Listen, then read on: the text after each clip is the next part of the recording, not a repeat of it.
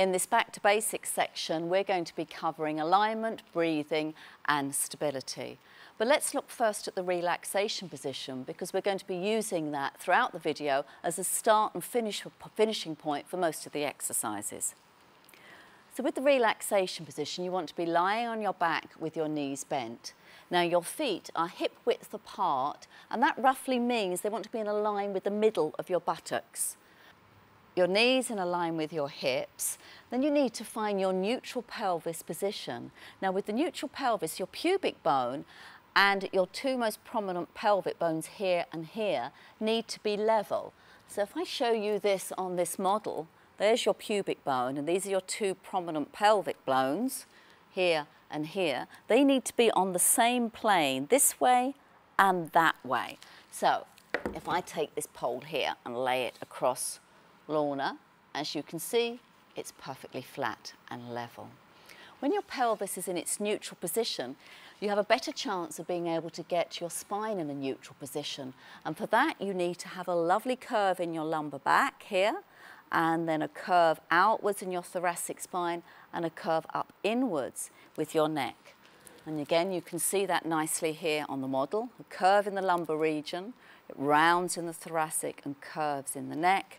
And you can see that quite clearly on Lorna. She has a bit of a gap here underneath her lumbar spine, and obviously a small gap here with her neck. Now for Lorna, Lorna doesn't really need a pillow under her head because her chin is parallel with the ceiling, but for some people you might find a folded towel or a flat cushion underneath your head will give you better head and neck alignment. You basically want your face parallel with the ceiling, and again to keep the back of the neck long in this position. And if Lorna then just places her hands onto her lower abdomen here, the rib cage is closed down, and you always want to think of your shoulder blades widening, your collarbone widening. Nice and soft here with a lot of length in the body, and that's the relaxation position. 4-point kneeling is a lovely position in which to see the natural curves of the spine. So have your hands directly beneath your shoulders, your knees beneath your hips. And as you can see here with Lorna, she's got a gentle curve in her neck. It rounds with her upper back, curves away in the lumbar spine, and then flattens out here again with the sacrum. You're going to need your good alignment in order to learn the breathing. So sitting up nice and tall, lengthening up through the spine, wrap a long towel or a long scarf around your rib cage and just cross it over at the front. Now in Pilates we use lateral thoracic breathing. That's breathing in to the sides of the rib cage, which is why you need to have good alignment, lengthening up. If you collapse for a minute, you're never going to be able to use your lungs properly. So sitting nice and tall. Okay, you might want to put a little bit of pressure on the towel, the scarf, or here we've used a stretch band. And then as you breathe in wide, just think of your rib cage expanding. And as you breathe out, your rib cage closes. Breathing into the sides and into the back. A nice image is as you breathe in, it's like an umbrella opening, and as you breathe out, the umbrella closes. Sternum and breastbone stay soft. Upper shoulders stay soft, keep lengthening through the spine. It's a wonderful way to increase your lung capacity, and it also helps you to keep your core stability here while you continue to breathe for the exercises.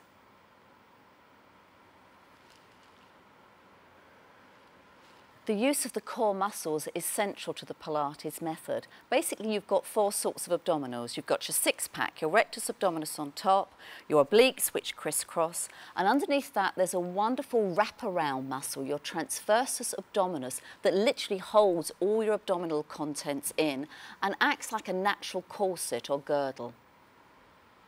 It's the job of the transversus muscle to prevent the vertebrae that are stacked one on top of the other from shearing one off the other. Now to learn how to engage transversus, we start the action from underneath, from the pelvic floor. So basically you want to imagine you're slowing down the flow of water. For ladies, it's the front 2 passages you're going to be engaging, and the guys, you want to imagine that you're lifting your bits. So let's just try that in a sitting position. So sitting nice and tall, you're going to take a wide breath in to prepare into your rib cage. As you breathe out, I want you to engage your pelvic floor muscles, drawing them together side to side, a bit like sliding doors, and then draw those pelvic floor muscles up inside just until you feel your lower abdominals hollow. You're not going too high, the action's gentle and low. And then breathe in and just allow those muscles to relax. We'll try that again. Wide breath in to prepare. On the out breath, draw the muscles side to side, drawing them together and up inside just until you can feel your lower abdominals hollowing out. And then breathe in and relax. I want you to practice this until you can hold this zip and hollow, we're going to call it, for both the in and the out breath.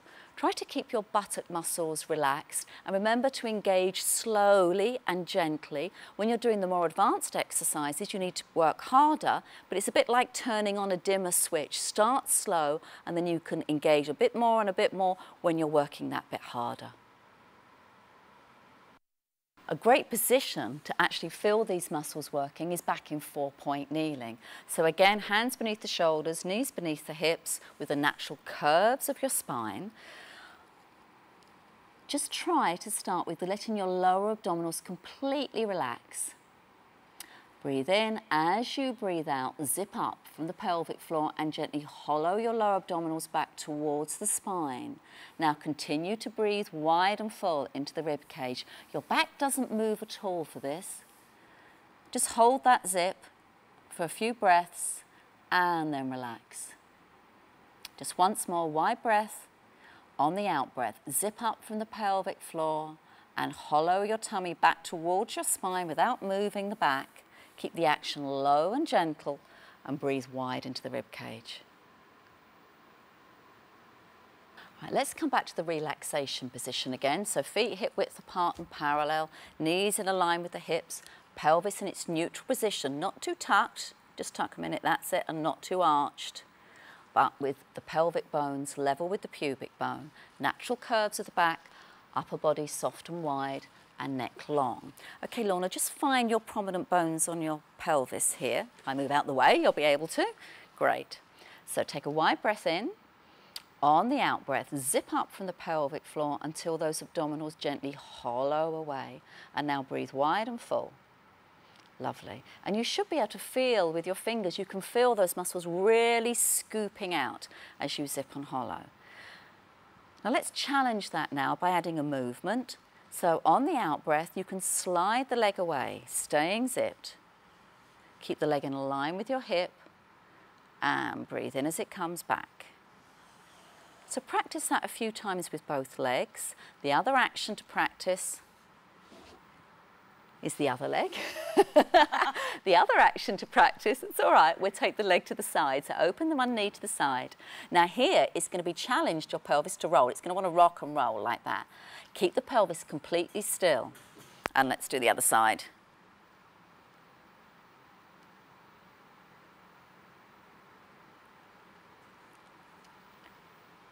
Perfect. So no movement here. The pelvis stays completely level. And then still checking that your bones are not moving, they stay level. You take the knee to the side on the out breath, zipping all the time. So don't allow the pelvis to roll, just do it wrong for me, Lorna. Okay, the pelvis stays completely still and level. And then try the other side. So really feel where the bones are and what they're doing. And then the last action is a little bit more challenging, is to fold the knee up. You're going to hinge it up on the out breath, so zipping, hinge the knee up. The tummy stays completely hollow, and then lower. And again, practice with the other leg. You might find one leg different to the other as you hinge it up. Try not to fix with the other leg.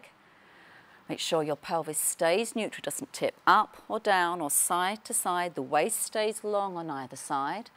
Now later on in the video, when we get onto the more advanced versions, we're going to be showing you a double knee fold. We're just going to show you how to do that now. So it's a wide breath in. On the out breath, zip up from the pelvic floor and hollow, fold one knee in, take a breath in. As you breathe out, still zipping, you fold the other knee in. And then just connecting the legs here. Breathe in, breathe out, take one leg back. And on the next out breath, take the other leg back. The pelvis stays completely still. Your sacrum rests nice and square on the mat. Perfect. So I just want to use Steve here to demonstrate the floating arm movement. So, Steve, if you breathe wide into your rib cage, breathe out, zip, and then Steve's going to reach down, engaging the shoulder blade and float the arm up, keeping the upper part of his shoulder nice and soft so his neck is released. Now, if you notice, Steve's rib cage stays down here. Can you just do it wrong for me, Steve? Yeah, here he's lost his core stability and his ribs have completely flared. So when the arm comes up, keep the rib cage closed down, integrated with the waist. Upper part of your shoulders soft, neck released, shoulder blade stays down on the mat. And then bringing your arm back down.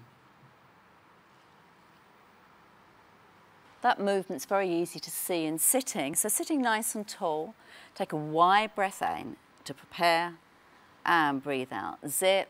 And then the arm floats up. This drops down here and the shoulder blade moves down. Rib cage stays calm. And then breathe in and lower. And then just do it completely wrong for me. Okay, so now the rib cage has flared here. He's overarched his back. He's used the shoulder muscles up here too much. He's lost his stability in his shoulder. So one more good one for me, Steve. Wide breath, out to zip. Soft and wide here. Shoulder blade down as the arm comes up. Rib cage stays down.